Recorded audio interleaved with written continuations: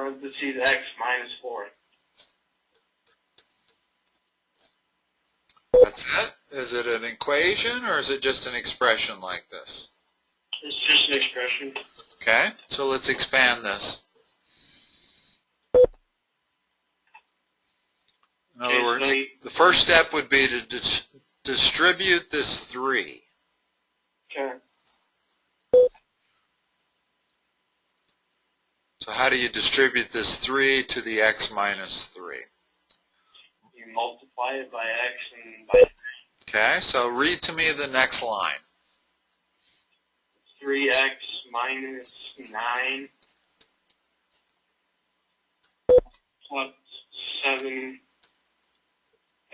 minus 28. Now simplify. Okay.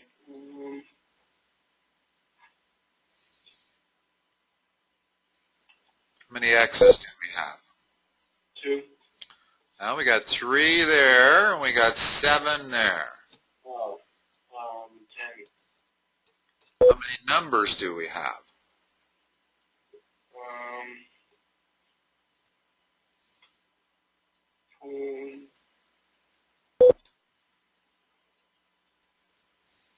37.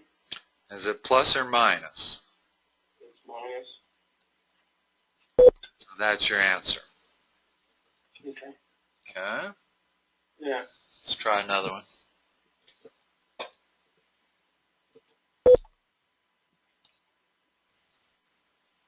Okay.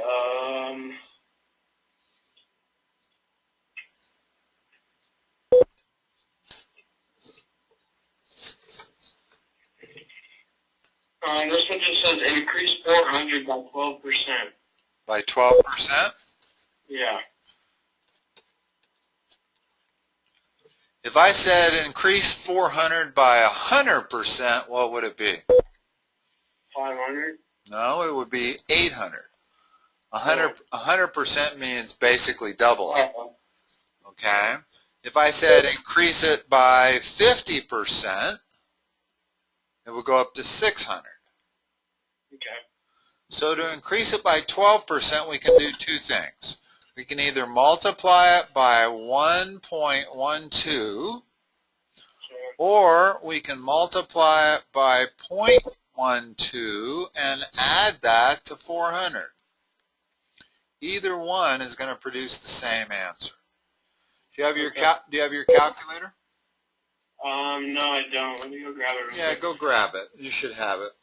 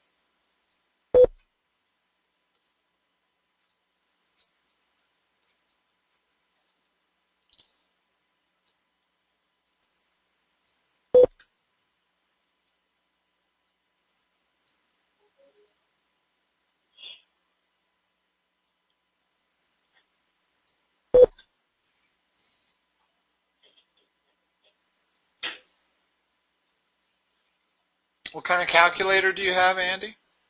It's a T-Inspire CX. Ah, the new calculator of choice. Yeah. I just bought one yesterday. I was just going through the manual on the thing to try to figure out how to use it. So, yeah, I'm finding a whole lot of new students that have just gotten one. Yeah. It's a little different than the TI-84. I don't know if that's the one you had before or not, but this is the one they're wanting everybody to get now. So, what's 400 times 1.12? 400 times. And And let me know if there's something you don't know how to do on that calculator, because I can maybe help you. Okay, is it 448? Uh-huh.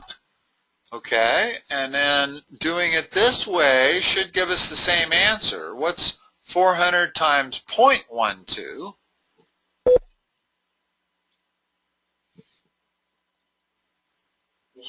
48 plus 400. Now, can you see why those should both give you the same answer? Yeah. And why this is the easier way to do it? Because it's only one step. Yeah. You don't have to do two steps. Mm-hmm. So if I said increase it by 100%, we would multiply 400 by 2.00. Okay. Okay, so you basically add 100% to whatever they're saying increase it by. Okay. Okay, what do you got next? This is Algebra 2, right?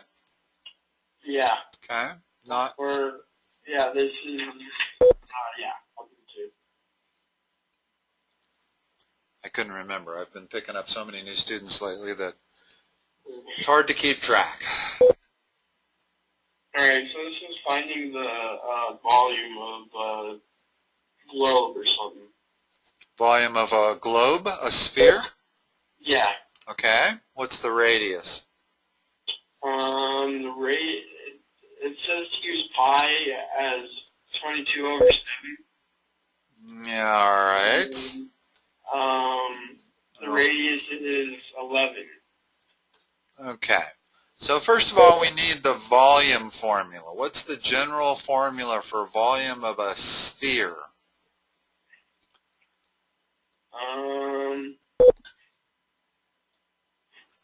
4 pi r radius cubed over 3. You're close. Yeah, there you go.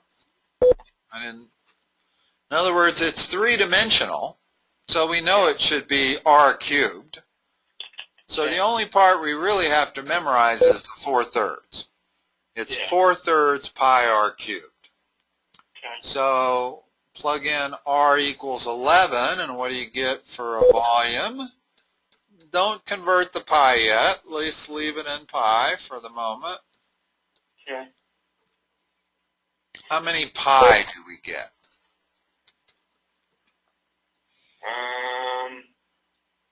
1,331.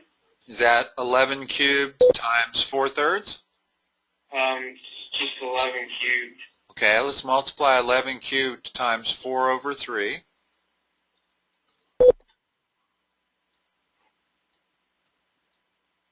It says 5,324 over 3.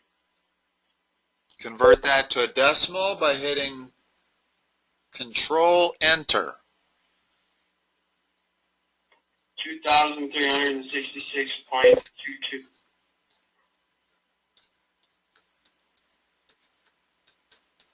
Let me just make sure. Let me do that on my calculator here.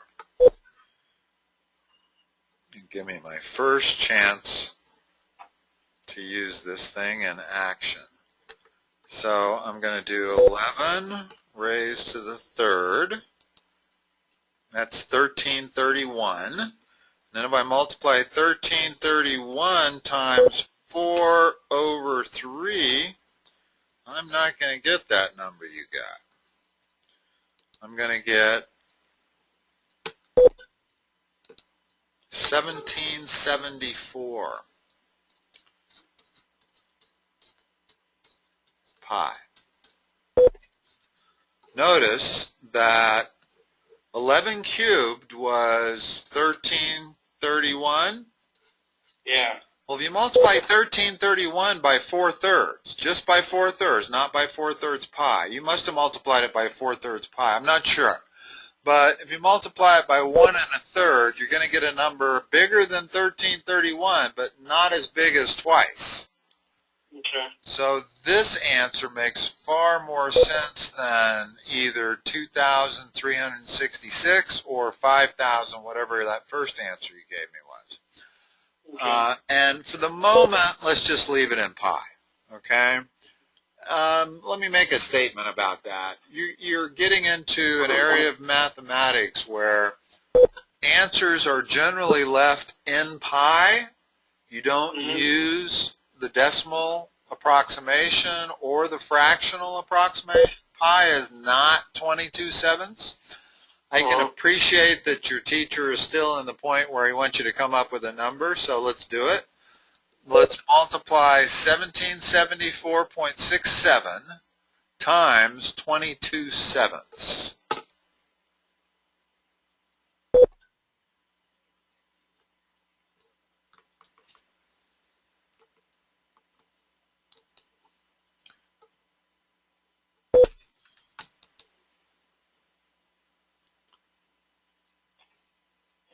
Okay, I got 5,577.53. That's what I get also.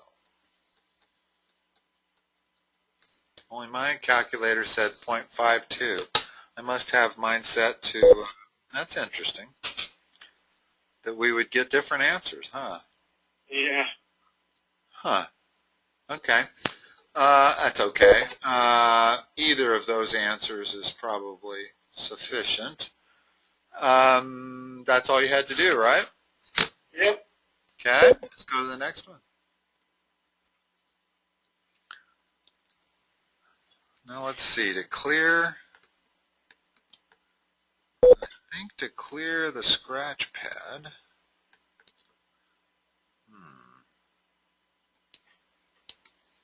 I don't know. This is a difficult calculator to figure out. How long have you been using it? I got this freshman year, so about 2 years, I guess. Ah, so you're well schooled in this. How do you clear the scratch pad? I usually just hit the home button and then just create a new one. Okay. Let me try that. Yeah, whenever I create a new one, let's see, to create a new one, hit calculate. No, I still have all my old stuff on there. That's all right. I'll figure out how to do it. It's not important at the moment. Go ahead with the next problem. Okay, alright,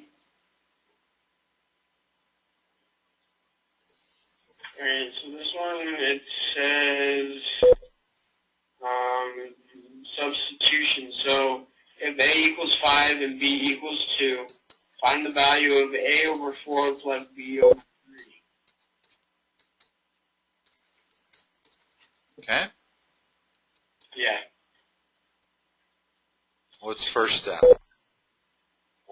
Plug in your numbers. So what does that give me?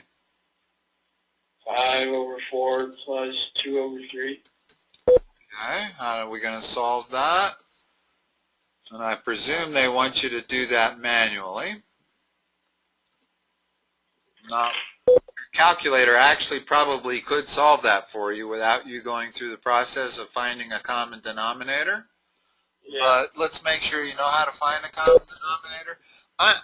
To be honest with you, this calculator is so terrific that it now allows you to do a lot of things that you couldn't do before on a calculator.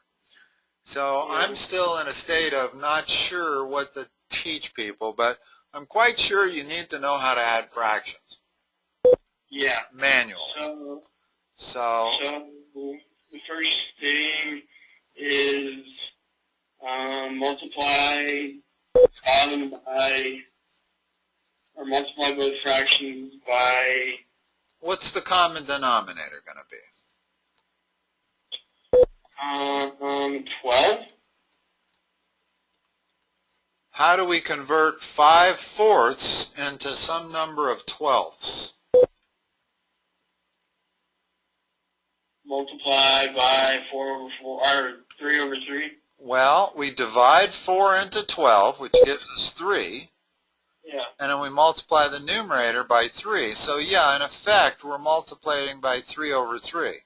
So that's 15 twelfths. What do we have to multiply this by? 4 over 4. Okay, so that's 8 twelfths. So that gives us 23/12. So that's the answer. Okay. Now, I don't know if your teacher wants your answers in mixed numbers, proper fractions or improper fractions or decimals. You'll have to let me know if he does. Okay. As far as I'm concerned, that's a perfectly fine answer, 23/12. Okay. And then the next one is the inequality. Okay. So it's 2x plus 1 is greater than 7 or equal. No, the other way. Less than? It's facing the other way, so less than 7. So less than 7 or less than and equal to 7? Less than 7. Okay, so just like this. Yeah. Okay. The smaller is always at the vertex of this symbol. Yeah. So that means that 2x plus 1 is less than 7. Okay. If I made it like that, then the vertex would be on the 7 side, and I would say 2x plus 1 is greater than 7. So just know that the smaller quantity is on the side of the vertex of this arrow. Okay. Okay, so what's the next step?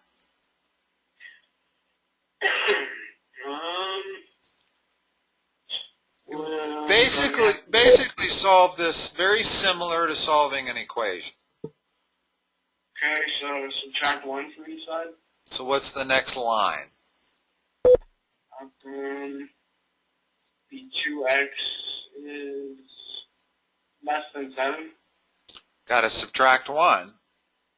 Oh, less than 6. Okay. Now what's the next step? And read me the next line. Divide by 2. So then it would be x equal, or, yeah. X is less than 3. Okay? Solving inequalities is very, very similar to solving equations. There's only one difference. Let's put a negative sign in front of that 2x. Okay. Like that. Now let's solve this problem. So I'm still going to subtract 1 from both sides. So I still have that. Yeah. But now I have to divide not by 2, but by negative 2. And when you divide or multiply by a negative number, you have to turn that thing around. Okay. So I still get x over there because these cancel. But now I have to reverse that sign, and now I have minus 3. So this would be the answer to that problem. Yeah. And that's pretty much it. That's the only difference between solving inequalities and solving equations, is you just have to be careful whenever you multiply or divide by a negative number. Yeah. Okay? Okay. You got another one? Yeah. This is a factoring one. Okay. So it's C, parentheses, C minus 2. Is it C or T? C.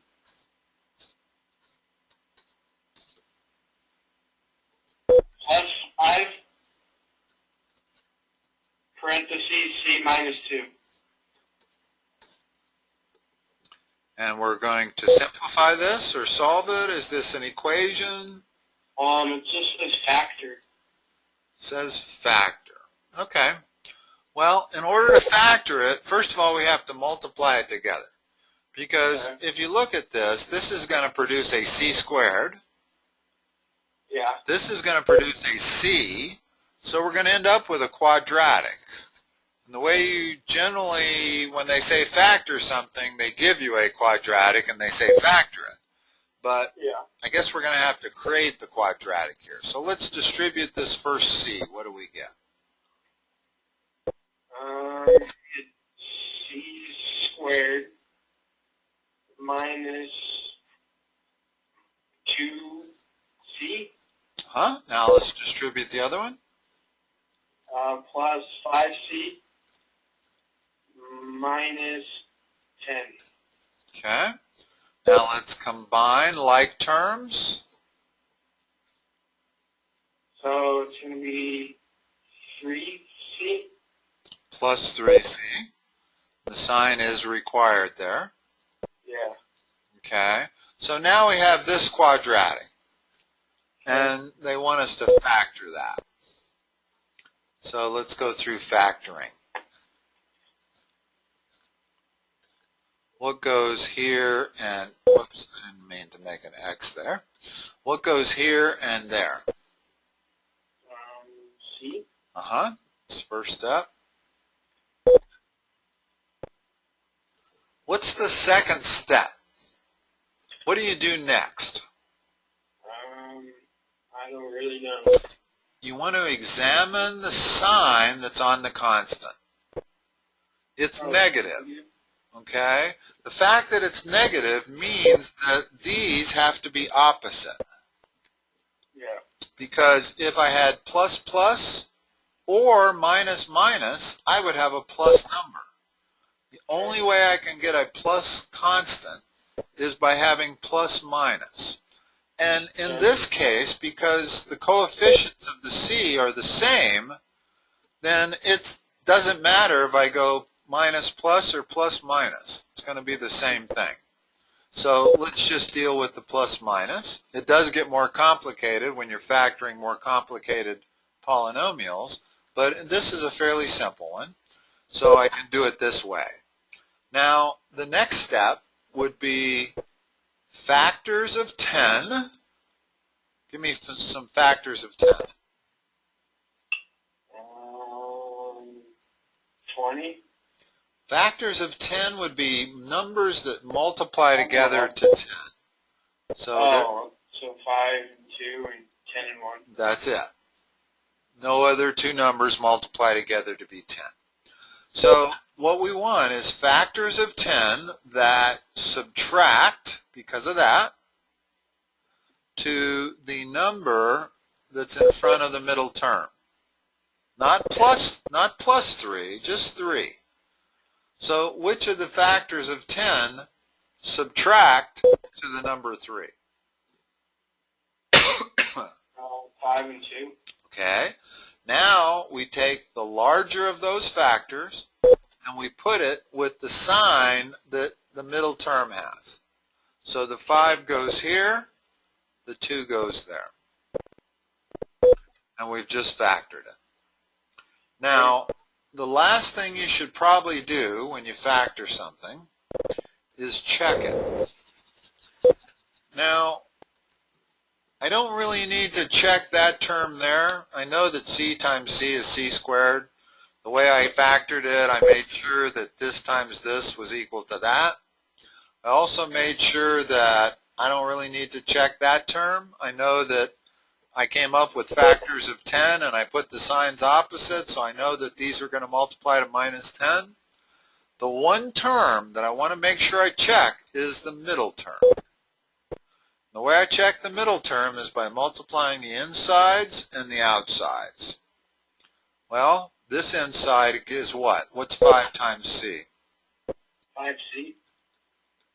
What's minus 2 times c? Negative 2c. Add these two together. Yeah. There's my middle term. That means I did it correctly. Okay. If those two things don't add to your middle term, you've made a mistake. You got to go back and start over again with the factoring. Okay? But that is your basic factoring 101 that's quite easy as long as this term doesn't have a coefficient in front of it.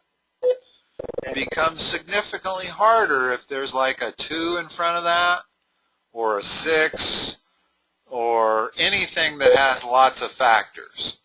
Because factoring is pretty much a trial and error kind of thing. And so the more possibilities there are, the harder the problem becomes. But let's do another one. Do you have another factoring problem? Factoring is something you can't get too good at. You're going to have to factor when you take the SAT, when you take the ACT, and probably every math course you take for the rest of your life, factoring is going to be a big part of it. So let's get good at it. So let's drill. Let's do some factoring problems. Do you have any more on your stuff? No, that was the only one. Let me give you some. I've got some.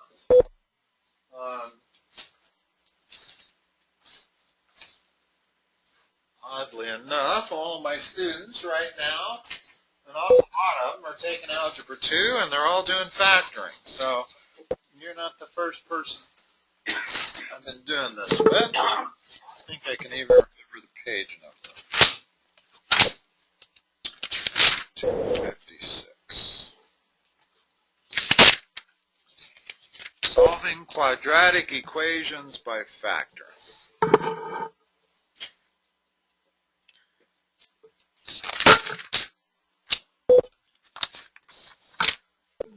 Let's do something easy, one more easy one, and then we'll get to the more difficult ones.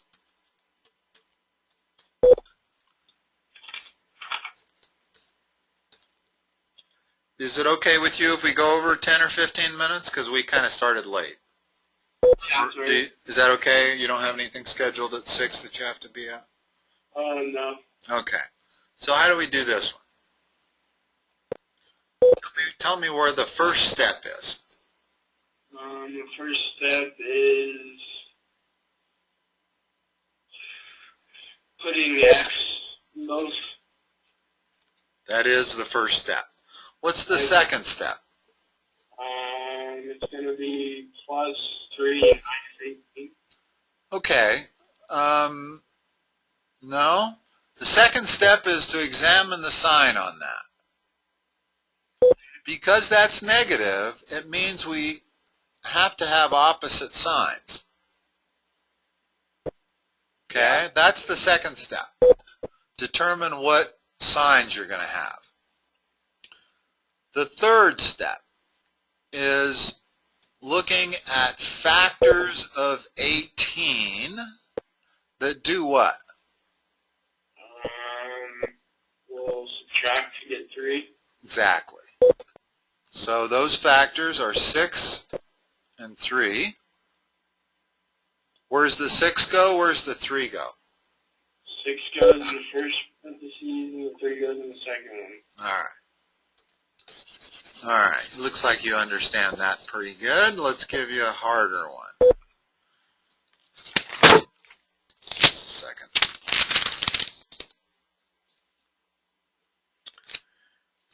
Let's do this one.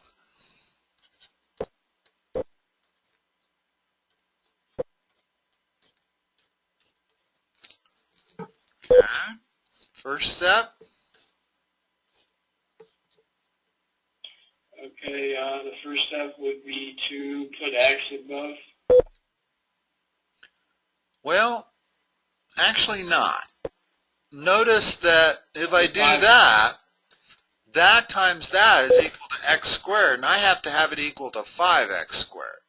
So one of them has to be 5x. Yeah. Okay? So that would be my first step. Second step, Look at your sign. and it's negative, meaning, We're going to have opposite one. okay, but in this case, it can be different if I have plus minus or minus plus. So I'm going to list them both like that because I may have to try different combinations. In other words, this now becomes more of a trial and error kind of thing. So I still want factors of 10, but I can no longer say factors of 10 that subtract to the number 5 because of this 5x over here. So what are factors of 10? 5 and 2, 10 and 1. So let's just experiment. Let's start out with trying the first combination we can. 5 and 2. Does that work? No.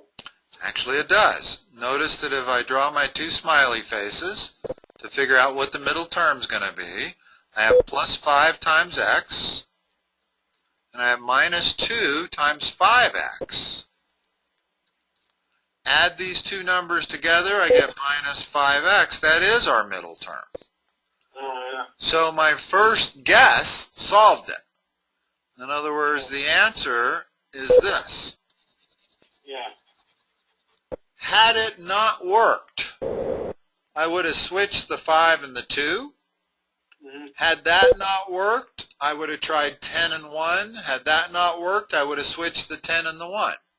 In other words, I have 4 possible options that I can try until I find one that works. Now, Okay. there is a little bit of a shortcut on this particular problem. I didn't want to point it out because I wanted to make sure you knew how to do it when the coefficients were different. If my first step here is to factor out a 5,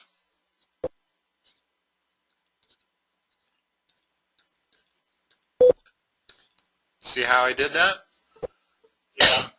Now, that's all I have to factor, and that's much easier to factor Yeah. because I can start out with x and x.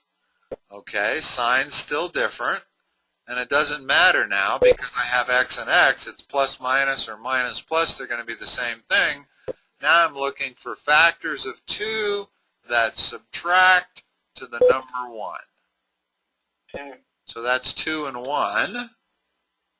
The bigger factor goes with the sign of the middle term. So there's my 2, there's my 1.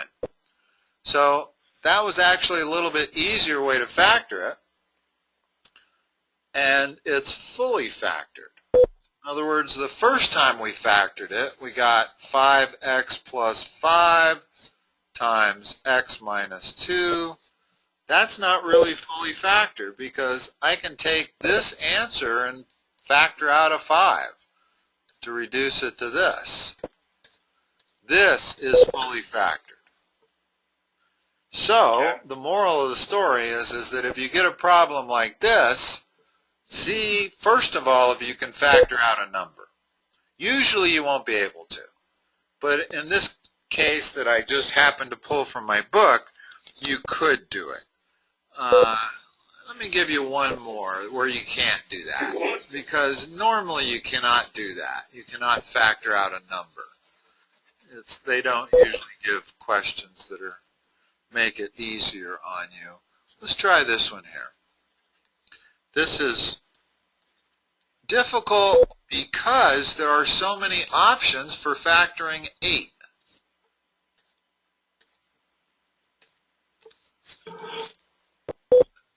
Okay, so the first one is going to be 8x. Well, we could try 8x and x, but what makes more sense to try is 4x and 2x. And the only reason I say that is that the Colorado school system leans towards factoring the numbers that are closer together. 4 and 2 are closer together than 8 and 1.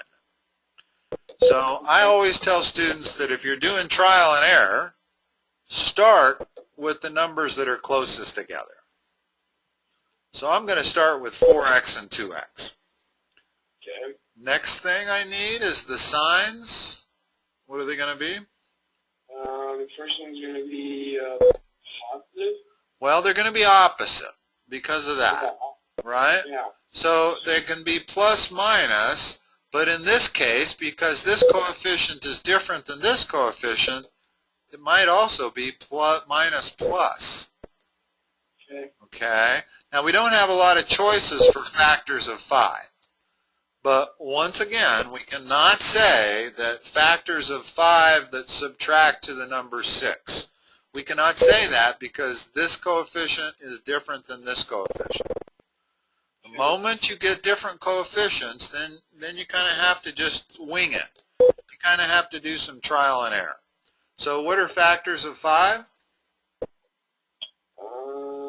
5 and 1. That's it. So we don't have a lot of trial and error to do. Let's do 5 and 1. Does that work? No. Right, because that gives you plus 10x minus 4x. That would give you a plus 6x in the middle. Yeah. So the only thing we need to do is to change the sign, not switch the numbers. Notice that if I switch the numbers, I still wouldn't get minus 6x. But if I switch the signs and make it minus 5 and plus 1, now I do get minus 10x plus 4x. Add them together, you get the minus 6x. Yeah. So this is the correct way, but notice how much more difficult that was to do, because we couldn't use a simple rule like factors that add or subtract to that number. You just kind of have to try it once you get that. And in fact, if they give you problems like this, these are unbelievably difficult because there's so many factors of 12. 12 can factor into 4 times 3, 6 times 2, 12 times 1. Both of these would have 6 different factors. And so you might have to try a ton of combinations to figure out how to factor that. All right. So if you don't have any more factoring problems, you must have some other problems perhaps? Do you have any other kind of stuff? You have a test coming up? No, we just took a test last week. Okay. So what other stuff? Is there anything else you need to review?